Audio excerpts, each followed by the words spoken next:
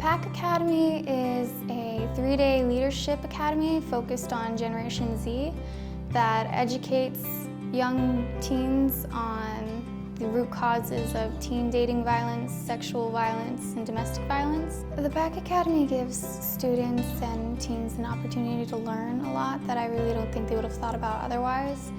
And if they've known other people who've been survivors of abuse or violence, or if they are a survivor, then it helps validate them in their experiences. I think someone should attend the PAC Academy because they really touch in on a lot of social injustices and issues that really are not talked about a lot around the community. The things that we discussed so far are just right on the dot. I think that they cover so many problems that I've dealt with, that my friends have dealt with, basic social teen injustices.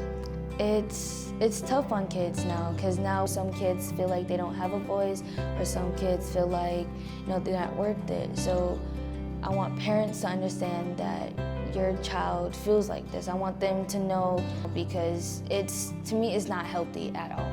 I think that most adults could be huge barriers to a lot of teens getting help and a lot of teens trying to advocate for themselves, because adults don't really understand what we go through day to day, and they think oh, it's all in your head, or you don't have mental issues. It's just, it's not they don't understand that it's a real concept.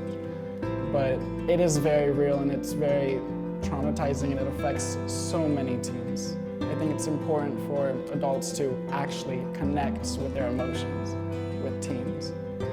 I really do think that going through the PAC Academy or events like this could change the way teens live their lives, especially into an adulthood, because it changes the way they think, the way they perceive the world, and the way they regard themselves.